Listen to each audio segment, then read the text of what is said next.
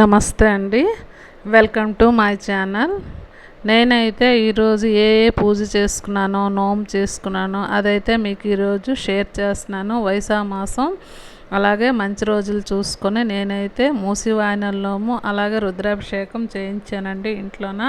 ఈరోజు అయితే మీకు ప్రస్తుతానికి నేను మూసివాయనల నోము ఎలా చేసుకున్నానో ఈ వీడియో మీకు షేర్ చేస్తున్నాను. ముందుగా అన్నీ రెడీ చేసుకున్నానండి. అలాగే స్వామివారికి, అమ్మవారికి, శివయ్యకి పూజ చేసుకున్నాను. ఇక్కడ పూజ చేసుకొని పీటని అంతా రెడీ చేసుకున్నానండి. అలాగే ఈ స్త్రీల వ్రతాలు అలాగే స్త్రీల నోములు అనే బుక్ ఉంటుందండి.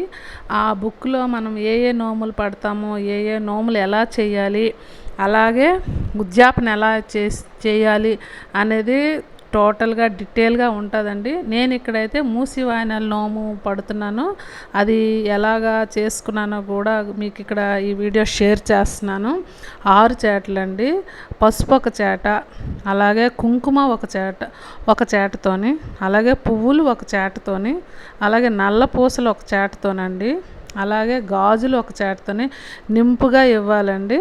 పళ్ళు, నల్ల పూసలు, గాజులు, పసుపు, కుంకుమ, పువ్వులండి. 6 చేటలు కూడా ఇదండి వీడియోలో చూపిస్తున్నాను కదా, అలా ఫిల్ చేసి పైన చేట మూత వేసి ఇవ్వాలండి. అలాగే దానిపైన తాంబూలం పెట్టాలి. ఇవన్నీ కూడా మనము అమ్మవారికి పూజ చేసుకొని, వినాయకుడికి పూజ చేసుకొని, అలాగే సంకల్పం చేసుకొని మనం ఏ నోము అయితే పడుతున్నామో ఆ నోము వినాయకుడి దగ్గర, అమ్మవారి దగ్గర చెప్పుకొని, కథ చదువుకొని, అక్షంతలు వేసుకొని ఈ పూజా ద్రవ్యాలన్నీ అమ్మవారి దగ్గర పెట్టి మనం పూజ చేసుకోవాలండి. అలాగే 6 ముత్తైదువులకి మన ఇంటికి పిలిచి ఈ 6 చేటలు కూడా వాయనం ఇవ్వాలి. జాకెట్ పీసు తాంబూలంతో చేట పైన పెట్టి మనం 6 కూడా తాంబూలం ఇవ్వాలండి. ఈ నోము కథని చదువుకొని 365 అక్షతలు మనము తలపై వేసుకోవాలండి. కథ చదువుకున్నాక అక్షంతలు వేసుకొని ఈ 6 ముత్తైదువులకి మన ఇంటికి పిలిచి మనము అక్షతలు, బొట్టు, గంధం అన్నీ పెట్టి వాళ్ళకి తాంబూలం ఇవ్వాలండి. నేను ఇప్పుడు చూపిస్తున్నాను కదా వీడియోలోన. అలా ఈ నోము అలాగే పూజ అన్నీ నేను చేసుకున్నానండి. ఎలా చేసుకున్నానో కూడా మీకు ఈ వీడియోలోన షేర్ చేస్తున్నాను. ఇగోండి, ఫస్ట్ పెద్ద ముత్తైదుకి ఇవ్వాలండి. పూజ చేసుకున్నాక నోము పట్టి కథ చదువుకొని, అలాగే 6 కూడా మనము బొట్టు పెట్టి గంధం పెట్టి అందరికీ కూడా కథ చదువుకున్నాక పూజ చేసుకొని అమ్మవారి దగ్గర అక్షతలన్నీ వేసి, అలాగే ఈ 6 పేరెంటాలకు కూడా మనం వాయనం ఇవ్వాలండి.